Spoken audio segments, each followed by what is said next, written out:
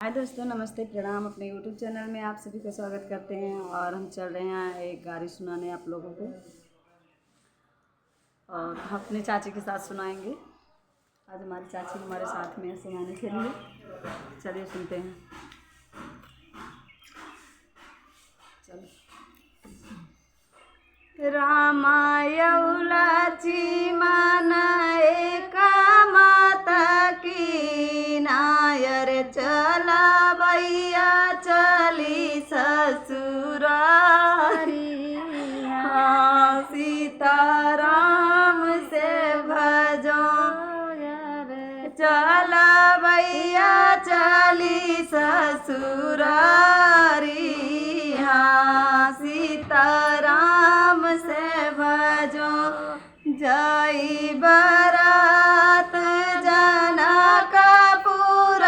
उतारी। अरे सीता रखा मैं फुलवारी। हाँ, सीताराम से भजो, रे सीता रखा मैं फुलवारी।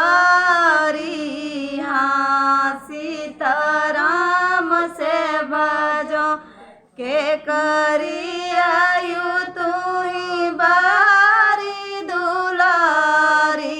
अरे के कई रखायु फुलवारी।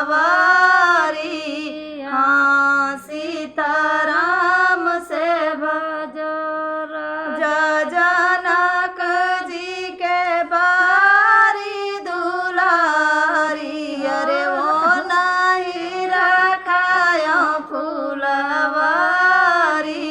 हाँ, सीताराम से भजो, यारे वो नहीं रखायो फुलवारी। हाँ, सीताराम से भजो, जो तू ही आयु राजा जनक दुलारी। अरे बैठना बगल हमारी। हाँ, सीताराम से भजो, हाँ जी, बैठना बगल हमारी। हाँ, सीताराम से भजो, कैसे का बैठी रामा बगल तुम्हारी। अरे बाबा ही तबारी कुंवारी। हाँ, सीताराम से भजो, हाँ जी, बाही तबारी कुंवारी। हाँ, सीताराम से भजो, कुश पहतिया लैके बाबू सकल पैर, तब बैठ बगल तुम्हारी। हाँ, सीताराम से भजो, हाँ जी, तब बैठब बगल तुम्हारी। हाँ, सीताराम से भजो।